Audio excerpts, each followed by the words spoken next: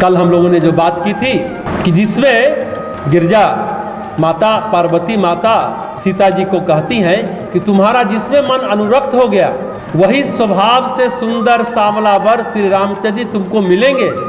वे दया के खजाना है, सर्वज्ञ हैं, यानी तुम जो सोच रही हो वो भी जान रहे हैं, तुम्हारे शील और स्नेह को वो जानते हैं। इस प्रकार माँ गौरी का आशीर्वाद सुनकर जानकी यानी सीता अपने सखियों समेत हृदय में हर्षित हुई।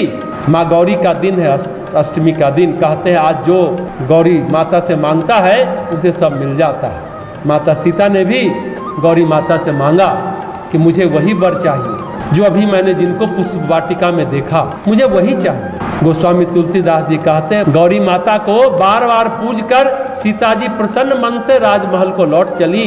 देवी पार्वती जी ने पहले ही तो संकेत दिया, फिर प्रकट होकर आशीर्वाद दिया और पार्वती जी का आशीर्वाद सीता जी ने ग्रहण भी किया। फिर आगे ये सौराठा जो 236 है, ये अंतिम सौराठा आज के इस प्रसंग में है। गोस्वामी जी कहते हैं जानी गौरी अनुकूल सिया हिया हर सुन जाई कही मंजुल मंगल मूल बाम अंग फरकन लगे। बहुत महत्वपूर्ण बात, गौरी माता को अनुकूल जानकर सीता जी को हृदय से हर्ष हुआ, अपार हर्ष हुआ, जो कोई कह नहीं सकता। वो हर्षित अवस्था को, हर्षित स्थिति को, उनके अंदर मंगलों के मूल उनके बाएं अंग फड़कने लगे। मंजुल मंगल मूल बाम अंग फरकन लगे। उनके सुंदर मंगलों के मूल उनके बाएं अंग फरकने लगे। कहते हैं ना दायां अंग फरके तो पुरुषों के लिए वो मंगलकारी होता है, और महिलाओं का बाम अंग फरकने लगे तो महिलाओं के लिए मंगलकारी होती है। स्त्री का बायां अंग फरकना शुभ माना जाता है। तो इस तरह से सीता राम जी का प्रथम मिलन हुआ। माला या पुष्प अगर मूर्ति से खिसकता है तो शुभ माना जाता है। कल हम लोगों ने चर्चा की कि पार्वती जी की प्रार्थना कर रही है कि तुम भी तो शंकर जी से प्रेम करती थी और उसके लिए तपस्या की, और एक तरफ पुत्र का सिर कटा तो बोली मैं सृष्टि को मिटा डालूंगी, पुत्र को जिंदा करो। आप सारी मर्यादा को तोड़ गई, हम भी आपके पुत्री हैं, आप मेरे लिए भी तो कुछ करो। तो माला गिरा, गिरजा के पत्थर की मूर्ति से गिरा, मतलब स्वीकार हो गई प्रार्थना। और खुद स्वयं में आकर बोली कि रामचंद्र जी तो सब जानते हैं, वो तुम्हें जरूर अपनाएंगे, तुम्हारे मन के भाव को भी अभी वो जान रहे होंगे।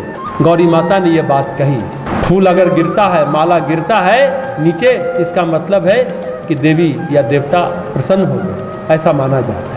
देवी की पुष्प माला खिसक कर सीता जी की झोली में आशीर्वाद स्वरूप आ गई और उसे ग्रहण कर प्रसन्न मन से वो राजमहल चली गई।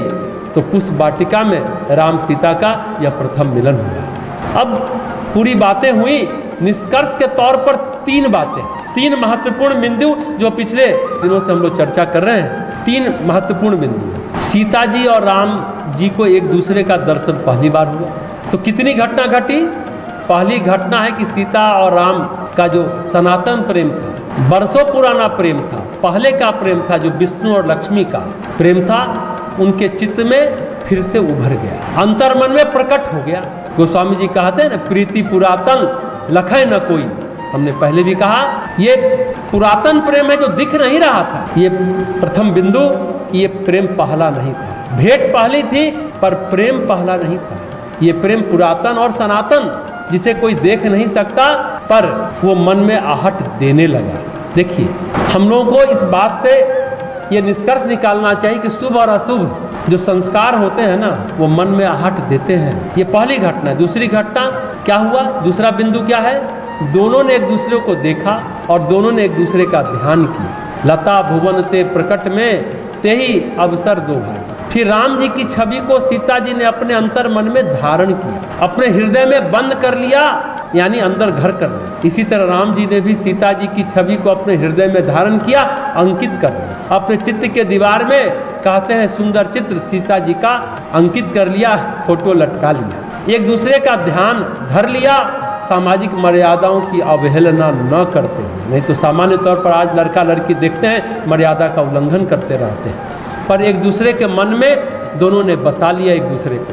प्रेम प्रगाढ़ है, प्रेम उद्दाम है, प्रेम आवेगपूर्ण है, लेकिन मर्यादा की अवहेलना किसी रूप में राम और सीता ने नहीं किया।